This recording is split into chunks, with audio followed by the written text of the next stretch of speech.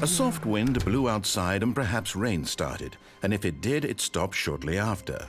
Stanley hoped that he would one day see whether A good bucket, a strong bucket, a humble bucket, a committed bucket, a bucket of culture and distinction. Stanley clutched the bucket tightly to his chest and entered the door on his left.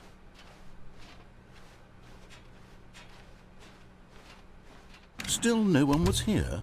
Stanley needed the bucket's warmth and comfort now more than ever. Perhaps his boss's office was where he'd find. Coming to a staircase, Stanley and the bucket walked upstairs to the boss's office. Apart from if they didn't. But Stanley just couldn't do it. He considered the possibility of facing his boss, admitting he had left his post during work hours. He might be fired for that. And in such a competitive economy, why had he taken that risk? All because he believed everyone had vanished? His boss would think he was crazy. And then something occurred to Stanley. Maybe, he thought to himself, maybe I am crazy. He looked down at the bucket in his arms. Am I crazy? He asked the bucket. The bucket returned his gaze, but said nothing at all. That's strange, Stanley thought. Usually the bucket is a source of guidance and wisdom for me in difficult times such as these. He held the bucket close, yet felt none of its familiar reassurance and comfort. And that's when Stanley realized, this isn't my bucket.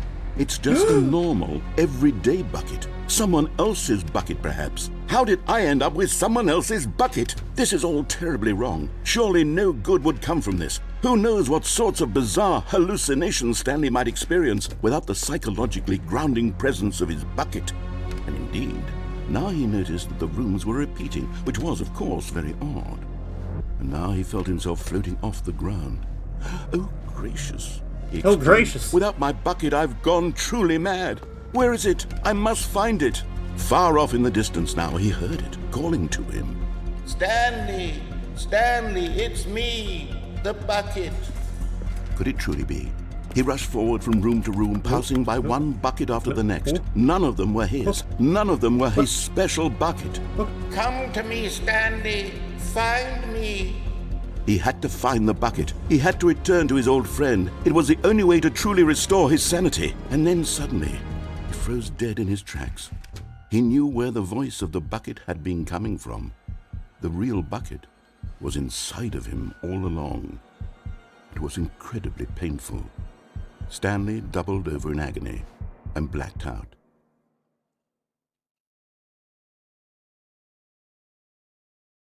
This is the story of a woman named Mariella.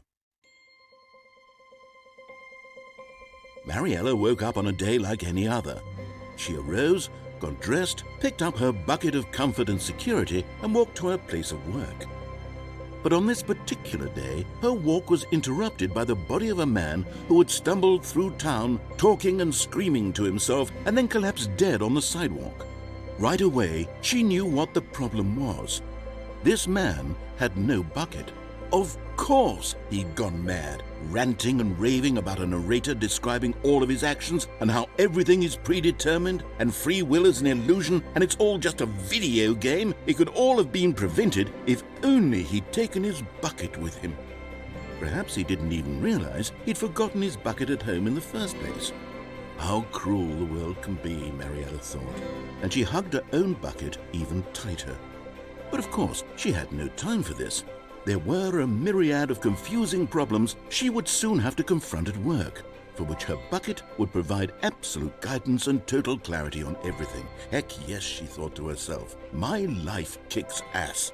And she backflipped all the way to work. Backflipped. Amazing.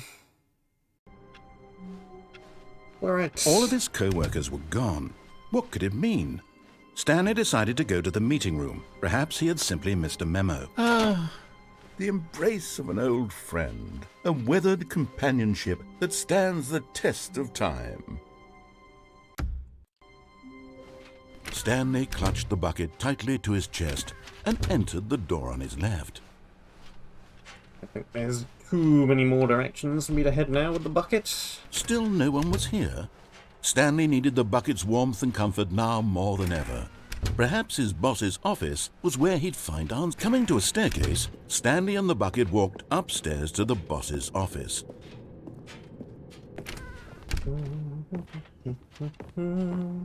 Stepping into his manager's office, Stanley was once again stunned to discover not an indication of any human life. Crushed by the weight of this revelation, Stanley may have broken down into an emotional dumpster fire, if not for the soothing. But Stanley guessed the correct code by sheer luck. Amazing. Was it that the bucket knew all along? Was the bucket guiding him? Yes, this is certainly the most logical explanation.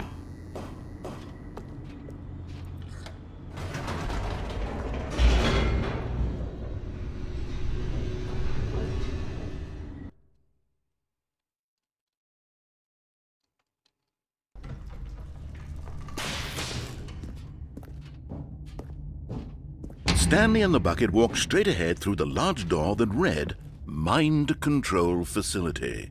This escape direction looks so exciting. Although this passageway had the word escape written on it, the truth was that at the end of this hall, Stanley and the bucket would both meet a violent death. The door behind them was not shut. Stanley and the bucket still had every opportunity to turn around and get back on track. At this point, Stanley and the bucket were knowingly walking forward into a very painful death for each of them.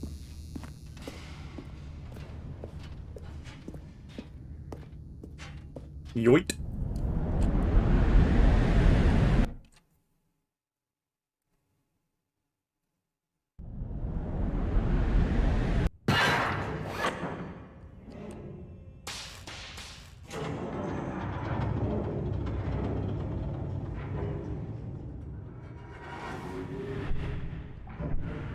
As the machine whirred into motion and Stanley and the bucket inched closer to their demise, Stanley reflected on how meaningless the bucket's warmth and comfort had turned out to be. To be sure, it puts the mind and the soul at ease to embrace the bucket, but what use is a sense of ease when you're about to be crushed to death?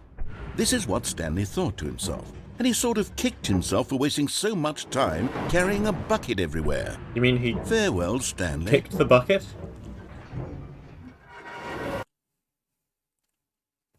"Farewell, Stanley," cried the narrator, as Stanley and the bucket were led helplessly into the enormous metal jaws. In a single visceral instant, the bucket's life came to an end, as it was crushed violently to death.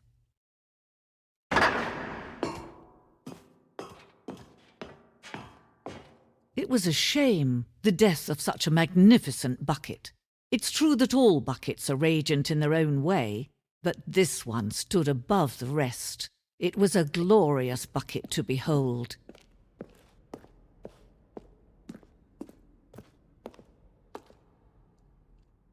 Standing at the precipice of knowledge, much like a bucket itself, the human mind is frequently empty within a coniferous void, but through use of the exhibit in front of you, the mind becomes full and enriched and substantiated.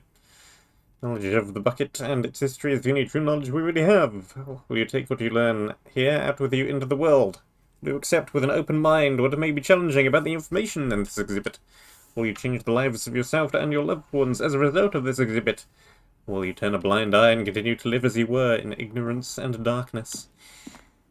I don't know, I haven't seen the exhibit yet. Can you see how arrogant it was for Stanley to take a bucket like this and to claim it for his own? Can you see the hubris that blinded him? Can you see that the bucket is far more noble than Stanley will ever be in his short life? Seems like a few more than 25. A bucket with 2 handles. Too dangerous and recklessly experimental.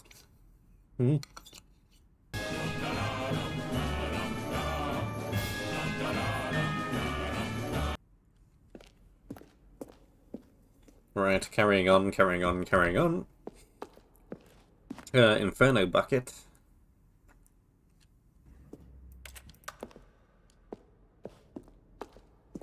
The stress bucket.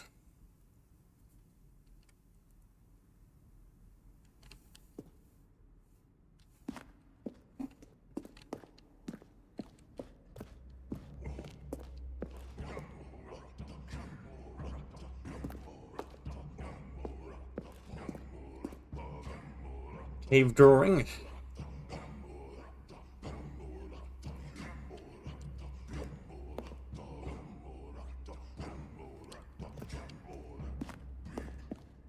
No man can own a bucket, and certainly not a bucket as dazzling to behold as this one. It is man who should kneel before the bucket. Hup.